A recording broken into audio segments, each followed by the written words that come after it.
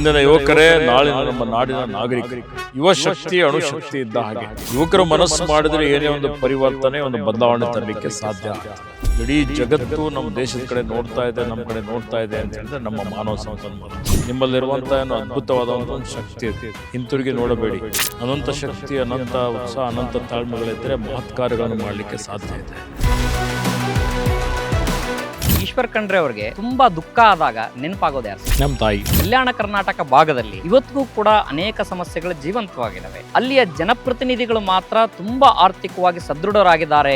ನಮ್ಮ ಜನಪ್ರತಿನಿಧಿಗಳು ಬೇರೆ ಕಡೆ ಹೋಲಿಸಿದರೆ ಯಾರ ಮೇಲೆ ಟೀಕೆ ಟಿಪ್ಪಣಿ ಇಲ್ಲ, ಜನರಿಗೆ ಸೇವೆ ಮಾಡುವಂತ ಕೆಲಸ ಮಾಡ್ತಾ ಇದ್ದಾರೆ. ಆದಿವಾಸಿಗಳ ಅರಣ್ಯ ಹಕ್ಕುಗಳ ವಿಚಾರಕ್ಕೆ ಮರುಪರಿಶೀಲನೆ ತಾವು ಕೊಟ್ಟಿರುವಂತದ್ದು, ಅವರ ಹಕ್ಕುಗಳನ್ನ ಕಸಿಯುವಂತ ಪ್ರಯತ್ನ ಅನ್ನುವಂತ ಆರೋಪ ಬರ್ತಾ ಇದೆ. ಅದು ನಮ್ಮ ಸರ್ಕಾರ ಇದ್ದಾಗ ಮಾತ್ರ ವೇಗದ ಗತಿಯಲ್ಲಿ ಅಭಿವೃದ್ಧಿ ಆಗ್ತಾ ಇದೆ. ಹಿಂದಿನ ಸರ್ಕಾರದಲ್ಲಿ 4 ವರ್ಷದಲ್ಲಿ ಹಣ ಬಿಡುಗಡೆ ಅಂತ ತಾವೇನು ಹೇಳ್ತಾ ಇದ್ದೀರಿ, ಅದು ಬರೀ ಪೇಪರ್ ಮೇಲೆ.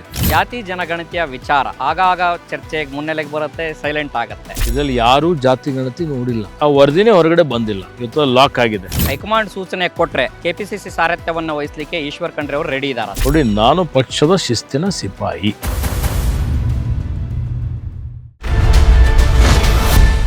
ಆಫ್ ದಿ ರೆಕಾರ್ಡ್ ಭಾನುವಾರ ರಾತ್ರಿ 7:57ಕ್ಕೆ.